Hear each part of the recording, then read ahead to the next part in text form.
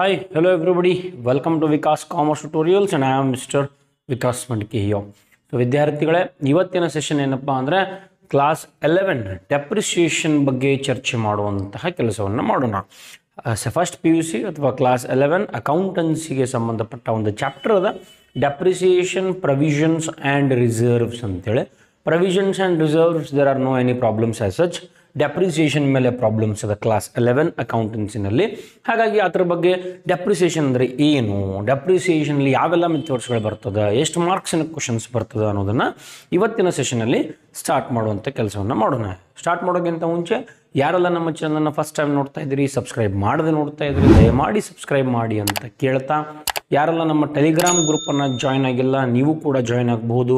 ಅದೇ ರೀತಿ ಯಾರೆಲ್ಲ ಇನ್ಸ್ಟಾಗ್ರಾಮ್ನ ಫಾಲೋ ಮಾಡ್ತಾ ಇಲ್ಲ ನೀವು ಕೂಡ ದಯಮಾಡಿ ಫಾಲೋ ಮಾಡಿರಿ ಅಂತ ಹೇಳ್ತಾ, ಇನ್ಸ್ಟಾಗ್ರಾಮ್ನ ಲಿಂಕ್, ಇನ್ಸ್ಟಾಗ್ರಾಮಿನ ಚಾನಲನ ಲಿಂಕ್, ಆಮೇಲೆ ಟೆಲಿಗ್ರಾಮ್ ಗ್ರೂಪಿನ ಲಿಂಕ್ ನಿಮಗೆ ಡಿಸ್ಕ್ರಿಪ್ಷನ್ ಬಾಕ್ಸ್ನಲ್ಲಿ ಕೂಡ ಸಿಗ್ತದೆ.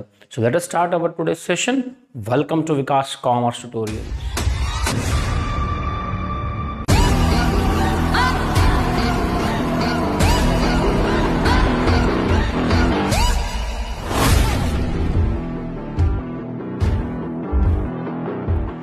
ಓಕೆ ಸ್ನೇಹಿತರೆ, ಸೊ ಡೆಪ್ರಿಸಿಯೇಷನ್ ಬಗ್ಗೆ ಇವತ್ತಿನ ಕ್ಲಾಸ್ನಲ್ಲಿ ಚರ್ಚೆ ಮಾಡುವಂಥ ಕೆಲಸವನ್ನು ಮಾಡ್ತಾ ಇದ್ದೀವಿ. ಡೆಪ್ರಿಸಿಯೇಷನ್ ಅಂದರೆ ಏನು? ಈಗ ಸಪೋಸ್ ಒಂದು ವೆಹಿಕಲನ್ನು ಪರ್ಚೇಸ್ ಮಾಡ್ತೀವಿ ನಾವೆಲ್ಲರೂ. ಒಂದು ವೆಹಿಕಲ್ ಅಥವಾ ಒಂದು ಕಾರು ಅಥವಾ ಒಂದು ಬೈಕೋ ಏನೋ ಒಂದು ಪರ್ಚೇಸ್ ಮಾಡ್ತೀವಿ. ಫಾರ್ ಎಕ್ಸಾಂಪಲ್ 1 ಲಕ್ಷ ರೂಪಾಯಿ ಕೊಟ್ಟು ಅದನ್ನು ಪರ್ಚೇಸ್ ಮಾಡಿದ್ವಿ, ಒಂದು ಬೈಕನ್ನು ಪರ್ಚೇಸ್ ಮಾಡಿದ್ವಿ ಅಂತ ಅಂದ್ಕೊಳ್ಳೋಣ. ಕರೆಕ್ಟಾ? ಆ ಬೈಕನ್ನು ನಾವು ಎಷ್ಟು ಅಮೌಂಟ್ ಕೊಟ್ಟು ಪರ್ಚೇಸ್ ಮಾಡಿದ್ವಿ? 1 lakh rupees ಕೊಟ್ಟು ಒಂದು ಬೈಕನ್ನು ಪರ್ಚೇಸ್ ಮಾಡಿದ್ವಿ. ಈಗ ಆ ಬೈಕನ್ನು ನಾಳೆ ಮಾರಲಿಕ್ಕೆ ಹೋದರೆ, ಕರೆಕ್ಟಾ, ಇವತ್ತು 18/11/2024, 18ನೇ ತಾರೀಕು ತೊಗೊಂಡಂತಹ 1 ಲಕ್ಷ ರೂಪಾಯಿ ಬೈಕನ್ನು ನಾಳೆ ಮಾರಲಿಕ್ಕೆ ಹೋದರೆ, ಅಥವಾ ಒಂದು ನಾಳೆ ಅಂತ ಮುಂದಿನ ವರ್ಷ ಮಾರಲಿಕ್ಕೆ ಹೋದಾಗ 18/11/2025ನೇ ಇಸ್ವಿಗೆ ನಾವು ಮಾರಲಿಕ್ಕೆ ಹೋದಾಗ ಅದು 1 ಲಕ್ಷಕ್ಕಿಂತ ಕಡಿಮೆ, ಸಪೋಸ್ 80,000 ರೂಪಾಯಿಗೆ ಮಾರಬಹುದು. ಎಷ್ಟಾಗ್ಬೋದು? ಅದರ ವ್ಯಾಲ್ಯೂ ಎಷ್ಟಾಗ್ತದೆ ಅವಾಗ? 80,000 rupees. ಅದನ್ನು 80,000ಕ್ಕೆ ನಾವು ಸೇಲ್ಸ್ ಮಾಡಬಹುದು. ಕರೆಕ್ಟಾ? ಹಾಗಾದರೆ ಎಷ್ಟು ಡೌನ್ಫಾಲ್ ಆಯಿತು? 1 ಲಕ್ಷ ಒಳಗಡೆ ಎಷ್ಟು ಕಡಿಮೆ ಆಯಿತು? 20,000 ರೂಪಾಯಿ ಅಮೌಂಟ್ ಕಡಿಮೆ ಆಗ್ತಾ ಇದೆ. 20,000 ಅಮೌಂಟ್ ಹ್ಯಾಸ್ ಬಿನ್ ರೆಡ್ಯೂಸ್ಡ್. ಇದಕ್ಕೆ ಯಾಕೆ ಕಡಿಮೆ ಆಯಿತು? 20,000 ರೂಪಾಯಿ ಯಾಕೆ ಕಡಿಮೆ ಆಯ್ತಪ್ಪ ಅಂದರೆ, ನೀವು 1 ವರ್ಷ ತನಕ ಇಲ್ಲಿ ನೋಡ್ರಿ, ಟೈಮ್ ಗ್ಯಾಪ್ ಎಷ್ಟದ? 1 year. ಸೊ 1 yearಗೆ ನೀವೇನು ಮಾಡ್ತಾ ಇದ್ದೀರಿ? ಆ ಕಾರ್ ಅಥವಾ ಬೈಕ್ ವಾಟ್ ಎವರ್ ಆ ವೆಹಿಕಲನ್ನು ಯೂಸ್ ಮಾಡ್ತಾ ಇದ್ದೀರಿ. ಸೊ ಒಂದು ಬೈಕನ್ನು 1 ವರ್ಷ ತನಕ ಯೂಸ್ ಮಾಡಿದಾಗ ಏನಾಗ್ತದೆ? ಅದರ ವ್ಯಾಲ್ಯೂ ಆಟೋಮೆಟಿಕ್ಲಿ ಕಡಿಮೆ ಆಗ್ತದೆ. ಅದಕ್ಕೆ ನಾವೇನಂತ ಕರಿತೀವಿ? ವಿಯರ್ ಆ್ಯಂಡ್ ಟೇರ್ ಅಂತ ಕರಿತೀವಿ. Depreciation is nothing but reduction in the value of amount ಕಡಿಮೆ ಆಗ್ತಾ ಇದೆ because of wear and tear. ಅದನ್ನು ಯೂಸ್ ಮಾಡ್ತಾ ಇರೋದ್ರಿಂದ ಏನಾಗ್ತದಪ್ಪ ಅಂದರೆ ಅದರ ವ್ಯಾಲ್ಯೂ ಆಟೋಮೆಟಿಕ್ಲಿ ಕಡಿಮೆ ಆಗ್ತದೆ, ಸೆಕೆಂಡ್ ಹ್ಯಾಂಡ್ ಆಗಿಬಿಡ್ತದೆ. ಹೌದು ಇಲ್ಲೋ? ಹಾಗಾಗಿ ಅದಕ್ಕೆ ನಾವು 20,000 ರೂಪೀಸ್ ಕಡಿಮೆ ಮಾಡ್ತಾ ಇದ್ದೀವಿ. ಇದೇ 20,000ಗೆ ನಾವೇನಂತ ಕರಿತೀವಿ? It is it self called as depreciation. ಅರ್ಥ ಆಯ್ತಾ ವಿದ್ಯಾರ್ಥಿಗಳೇ? 1 ಲಕ್ಷ ರೂಪಾಯಿ ಬೈಕನ್ನು 80,000ಗೆ ಮಾರ್ತಾ ಇದ್ದೀವಿ, 1 ವರ್ಷ ಬಿಟ್ಟು 20,000 ರೂಪಾಯಿ ಯಾಕೆ ಕಡಿಮೆ ಆಗ್ತಾ ಇದೆ? ಡೆಪ್ರಿಸಿಯೇಷನ್. ಸೊ ಡೆಪ್ರಿಸಿಯೇಷನ್ ಅಂದರೆ ಆಸ್ತಿಯ ಮೌಲ್ಯ ಕಡಿಮೆ ಆಗೋದು. ಯಾವುದಾದ್ರೂ ಆಸ್ತಿಯ ಮೌಲ್ಯ ಕಡಿಮೆ ಆಗ್ತಾ ಇದೆ ಅಂದರೆ ಅದಕ್ಕೆ ನಾವೇನಂತ ಕರಿತೀವಿ? ಡೆಪ್ರಿಸಿಯೇಷನ್ ಅಂತ ಕರಿತೀವಿ. And depreciation is always A loss. ಅದು ಲಾಸ್ ಆಗ್ತಾ ಇದೆ. ಅಪ್ರಿಸಿಯೇಷನ್ ಇದರ ಅಪೋಸಿಟ್ ಅಪ್ರಿಸಿಯೇಷನ್. ಅಂದರೆ ಆಸ್ತಿಯ ಮೌಲ್ಯ ಹೆಚ್ಚಾಗ್ತಾ ಇರುವಾಗ ಅದು ಅಪ್ರಿಸಿಯೇಷನ್, ಆಸ್ತಿಯ ಮೌಲ್ಯ ಕಡಿಮೆ ಆಗ್ತಾ ಇರುವಾಗ ಅದು ಡೆಪ್ರಿಸಿಯೇಷನ್. ಒಂದು ನೀವು ಮೊಬೈಲನ್ನು ತೊಗೊಂಡಾಗ ಅದನ್ನು 2 ವರ್ಷ 3 ವರ್ಷ ಯೂಸ್ ಮಾಡಿ ಮಾರಕ್ಕೆ ಹೋಗ್ತಿದ್ರಿ, ಕರೆಕ್ಟಾ? ಸೊ ಮಾರಕ್ಕೆ ಹೋದಾಗ ಏನಾಗ್ತದೆ? ನೀವು ತೊಗೊಂಡಂತಹ ಬೆಲೆಗೆ ಕಂಪೇರ್ ಮಾಡಿದಾಗ ಬಹಳ ಕಡಿಮೆ ಬೆಲೆಗೆ ಹೋಗ್ತದೆ. ಸೊ ಅದೇನು ಅಮೌಂಟ್ ಕಡಿಮೆ ಆಗ್ತಾ ಇದೆ, ಅದೇನು ಅಮೌಂಟ್ ಕಡಿಮೆ ಲೆಸ್ ಆಗ್ತಾ ಇದೆ, that amount is it self called as depreciation. ಅರ್ಥ ಆಯ್ತಾ? ಸೊ ಇದು ಡೆಪ್ರಿಸಿಯೇಷನ್ ಬಗ್ಗೆ ಇರುವಂತಹ ಕೆಲವೊಂದು ಬೇಸಿಕ್ ಕಾನ್ಸೆಪ್ಟ್ಸ್ ಅಂತ ಕರಿತೀವಿ. ಸೊ ಈಗ ನಾವೇನು ಚರ್ಚೆ ಮಾಡುವಪ್ಪ ಅಂದರೆ, ಡೆಪ್ರಿಸಿಯೇಷನ್ನಲ್ಲಿ ಬರುವಂತಹ ಮೆಥಡ್ಸ್ ಯಾವ್ಯಾವು ಅಂತ ನೋಡುವ. ಸೊ ಡೆಪ್ರಿಸಿಯೇಷನನ್ನು ಸಾಲ್ವ್ ಮಾಡಬೇಕಾದ್ರೆ ದೇರ್ ಆರ್ ಟೂ ಮೆಥಡ್ಸ್. ಅಂದರೆ ಪ್ರಾಬ್ಲಮನ್ನು ಯಾವ ರೀತಿ ಸಾಲ್ವ್ ಮಾಡಬೇಕು ಅನ್ನೋದನ್ನು ಇವತ್ತಿನ ಕ್ಲಾಸ್ನಲ್ಲಿ ನೋಡುವಂಥ ಪ್ರಯತ್ನವನ್ನು ಮಾಡುವ. ಡೆಪ್ರಿಸಿಯೇಷನ್ ನಿಮ್ಮ ಎಕ್ಸಾಮ್ಗೆ ಬರೋದು for 12 marks. Karnataka government second PUC ಪ್ರಕಾರ, ಶಿಕ್ಷಣ ಇಲಾಖೆ ನೀಡಿರೋ ಪ್ರಕಾರ, ಪದವಿ ಪೂರ್ವ ಶಿಕ್ಷಣ ಇಲಾಖೆ ನೀಡಿರೋ ಪ್ರಕಾರ 12 ಮಾರ್ಕ್ಸಿನ ಕ್ವಶನ್ ಈ ಚಾಪ್ಟರಿಂದ ಬರ್ತದೆ. There are no 6 marks questions. ಯಾವುದೇ 6 ಮಾರ್ಕ್ಸಿನ ಪ್ರಶ್ನೆಗಳು ಇಲ್ಲ. ಹಾಗಾಗಿ 12 ಮಾರ್ಕ್ಸ್ ಮಾತ್ರ.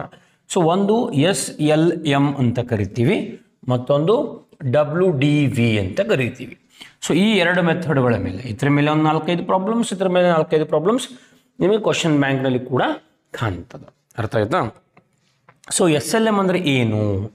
SLM ಅಂದರೆ straight line method. Straight line method. Straight line method ಅಂದರೆ ಏನು ಅಂದರೆ ಪ್ರತಿ ವರ್ಷ ಡೆಪ್ರಿಸಿಯೇಷನ್ ಅಮೌಂಟ್ ಸೇಮ್ ಇರ್ತದೆ. ಸ್ಟ್ರೇಟ್ ಅಂದ್ರೆ same. For example vehicle value is 80,000. ಇಲ್ಲೂ ಕೂಡ ಸೇಮ್ ಎಕ್ಸಾಂಪಲ್ ತಗೋತೀನಿ, 80,000. ಇದರ ಬಗ್ಗೆ ಆಮೇಲೆ ಚರ್ಚೆ ಮಾಡುವ. 80,000 ರೂಪಾಯಿ ಕೊಟ್ಟು ಒಂದು ಬೈಕನ್ನು ಪರ್ಚೇಸ್ ಮಾಡ್ತಾ ಇದ್ದೀವಿ.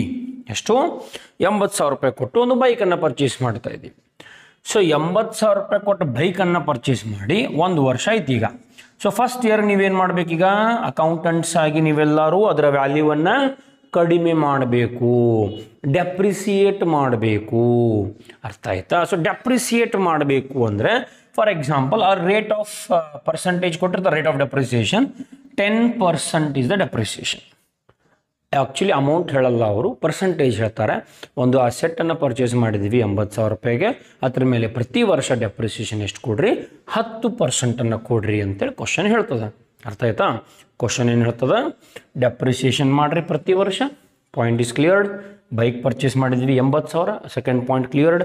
ಥರ್ಡ್ ಪಾಯಿಂಟ್ ಎಷ್ಟು ಡೆಪ್ರಿಸಿಯೇಷನ್ ಮಾಡಿರಿ? 10% ಡೆಪ್ರಿಸಿಯೇಷನ್ ಮಾಡಿರಿ ಅಂತೇಳಿ ಕ್ವಶನ್ದಾಗ ಹೇಳ್ತಾರೆ ಅವರು.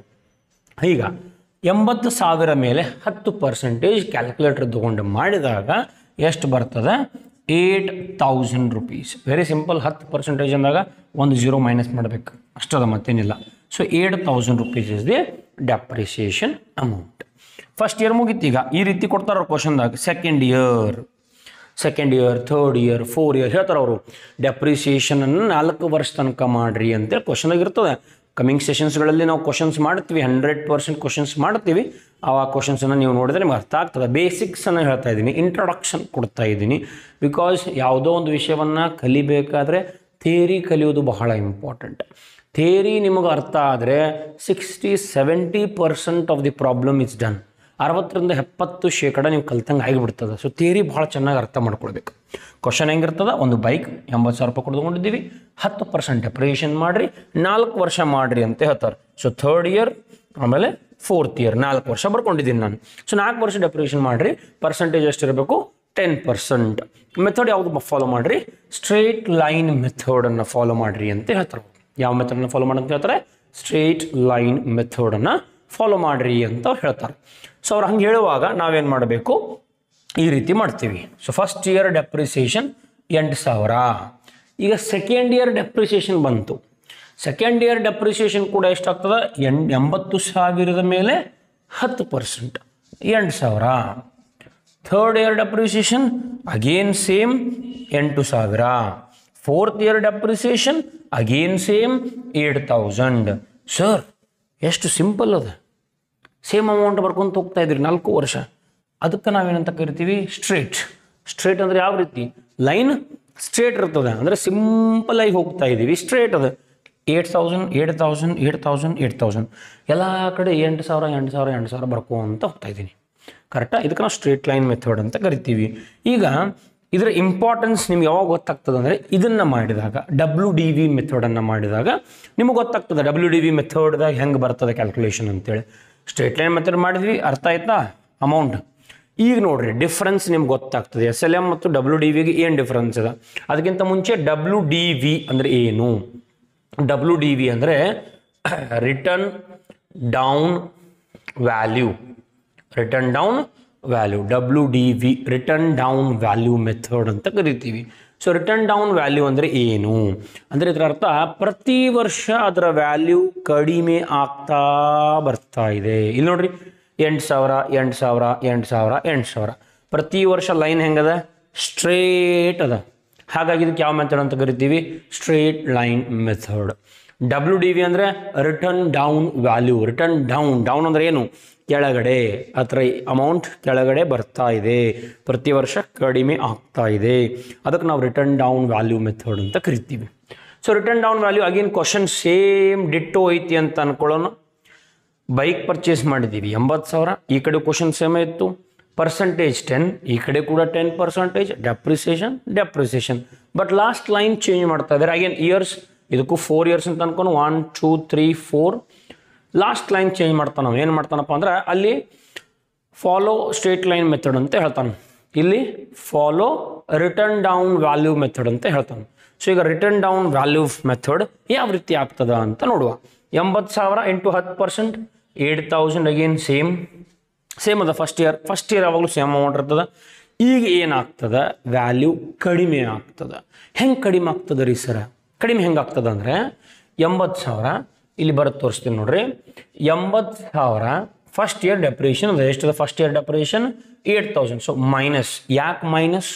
ಯಾಕೆ ಪ್ಲಸ್ ಮಾಡ್ತಾ ಇಲ್ಲ ಸರ್ ಯಾಕೆ ಮೈನಸ್ ಮಾಡ್ತಾ ಇದ್ದಾರೆ? ನಿಮಗೆ ಇದೇಗ ಹೇಳಿದ್ದೀನಿ ನಾನು, depreciation is always A loss. Depreciation ಅಂದರೆ ವ್ಯಾಲ್ಯೂ ಕಡಿಮೆ ಆಗ್ತದೆ, ಹಾಗಾಗಿ ಮೈನಸ್. ಫಸ್ಟ್ ಇಯರ್ ಡೆಪ್ರಿಷನ್ ಎಷ್ಟು? 8,000. ಸೊ 80,000 ಒಳಗಡೆ 8,000 ಮೈನಸ್ ಮಾಡಿದ್ರೆ ಎಷ್ಟು ಸಿಗ್ತದೆ? 72,000. ಎಷ್ಟು? ಈಗ ಸದ್ಯಕ್ಕೆ ಸೆಕೆಂಡ್ ಇಯರ್ಗೆ the value of the bike, second ಇಯರ್ಗೆ the value of bike is 72,000. So second year depreciation ನೀವು ಯಾವುದ್ರ ಮೇಲೆ ಕೊಡಬೇಕಪ್ಪ ಅಂದರೆ 72,000 ಮೇಲೆ ಕೊಡಬೇಕು. ಇಲ್ಲಿ ಹೆಂಗೆ ಮಾಡ್ತಾ ಇದ್ದೀವಿ? This amount is called as original cost.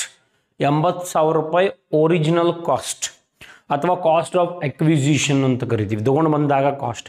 ಅದ್ರ ಮೇಲೆ ಪ್ರತಿ ವರ್ಷ 10%, 8,000 ಪ್ರತಿ ವರ್ಷ. ಇಲ್ಲಿ ಹಂಗಿಲ್ಲ. Return down value 80,000 original cost, ಅದ್ರ ಮೇಲೆ 10%, ಫಸ್ಟ್ ಇಯರ್ ಮುಗೀತು. ಬಟ್ ಸೆಕೆಂಡ್ ಇಯರ್ ಬಂದಾಗ ಈ 80,000 ಮೇಲೆ ಡೆಪ್ರಿಸಿಯೇಷನ್ ಮಾಡೋಂಗಿಲ್ಲ. ಯಾವುದ್ರ ಮೇಲೆ ಮಾಡಬೇಕು? 72,000. 80,000 ಒಳಗಡೆ ಫಸ್ಟ್ ಇಯರ್ ಡೆಪ್ರಿಸಿಯೇಷನ್ ಮೈನಸ್ ಮಾಡ್ರಿ. ಈಗ ಸದ್ಯಕ್ಕೆ ಎರಡನೇ ವರ್ಷಕ್ಕೆ ಆ ಬೈಕಿನ ಅಮೌಂಟ್ ಎಷ್ಟಪ್ಪ ಅಂದರೆ 72,000 ಅದ. ಸೊ ಆ 72,000 ಮೇಲೆ ಎರಡನೇ ವರ್ಷ 10% ಮಾಡಬೇಕು. ಸೊ ಎಷ್ಟಾಗ್ತದೆ? 72,000 into 10 divide by 100, you will get 7,200. So 7,200. This is second year depreciation. ಈ ಥರ್ಡ್ ಇಯರ್ ಹೆಂಗೆ ಮಾಡ್ತೀವಿ? ಸೆಕೆಂಡ್ ಇಯರ್ ಅಮೌಂಟ್ ಎಷ್ಟದ? 72,000. ಸೊ 72,000 ಮೈನಸ್ ಎಷ್ಟು ಮೈನಸ್ ಮಾಡಬೇಕು? ಈ ಅಮೌಂಟನ್ನು ಮೈನಸ್ ಮಾಡಬೇಕು, 7,200. ಸೊ ಇದನ್ನು ಮೈನಸ್ ಮಾಡಿದ್ರೆ ನಿಮಗೆ ಎಷ್ಟು ಸಿಗ್ತದೆ ಅಂತ ನೋಡೋದು. 64,800 ಸಿಗ್ತದೆ. How much? 64,800. ಅರ್ಥ ಆಯ್ತಾ? ಈಗ 64,800 ಇದು third year amount. First year amount 80,000, second year amount 72,000, third year amount 64,800. Minus ಮಾಡಿದ ನಂತರ ನಿಮಗೆ ಏನು ಅಮೌಂಟ್ ಸಿಗ್ತದೆ ಅದ್ರ ಮೇಲೆ ಡೆಪ್ರಿಸಿಯೇಷನ್ ಮಾಡಬೇಕು. ಈಗ ಇದ್ರ ಮೇಲೆ 64,800 ಮೇಲೆ ನಾವು ಡೆಪ್ರಿಸಿಯೇಷನ್ ಮಾಡಿದರೆ ನಮಗೆ ಸಿಗೋದು 6,480.